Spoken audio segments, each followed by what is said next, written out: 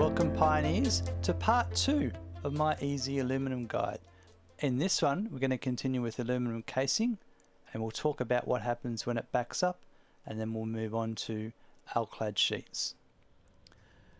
The next process is that we need silica to be combined with the aluminum scrap, and that makes our aluminum ingots in these foundries, and then both of those feed into this constructor that makes the aluminum casing. Now you might notice here nothing's moving. You probably think, whatever he did is not working, it's backed up and nothing's moving. Well, you'd be wrong, because what has actually happened here is I've let this back up. I'm going to delete the storage here of the aluminum casings and allow it to continue to run. This means at this point everything's going to resume, and what I really want to show you here is the exact way I've set this up means that it doesn't matter if it backs up.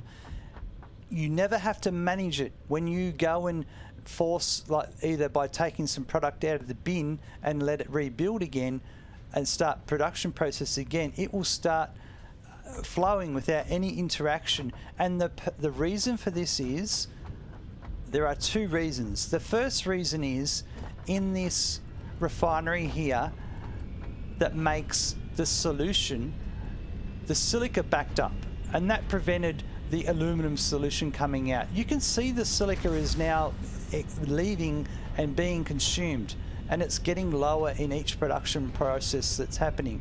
The reason that's happening is because that silica runs along here. I also need 2 constructors worth of silica to meet the requirements under full creating conditions. However, if I merge the silica in at the beginning, then the priority is taken. This silica comes in and gets used quicker than the silica that's being made from these 2 constructors. So that means that silica that backed up in that refinery now no longer is an issue. If we go back here and have a look, we'll see that it was 80 before, now it's down to 65, so it's dropping constantly. The other one I showed you that I talked about here was in this refinery, the aluminum scrap, and its output is water. Well, that water is going to this coal extractor, and this coal extractor is burning that water as it comes through. So there's no issues there. That is constantly dealing with that output. You can set up some sinks if you want to. You could certainly set up a sink to sink the excess silica. That's certainly a way to do it. There are other ways you can deal with the excess water. You could feed it back into the loop if you want to. In my opinion, in my personal experience, it causes a lot of excess headaches, and we don't like headaches. So that's why I don't do it this way. The other thing I didn't show you was the water down here. This process requires 135 water. I've got this water extractor overclocked a little bit to give that 135 water. That's perfect. Everything's just working perfectly. There's nothing else I need to do. Here we are at the other production line, which is almost identical to this one in terms of the solution and the byproduct going into the coal generator.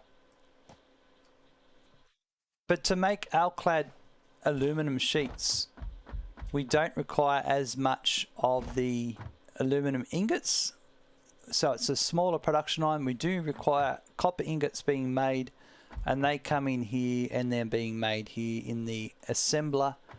And here we have a lovely supply of Alclad sheets coming our way.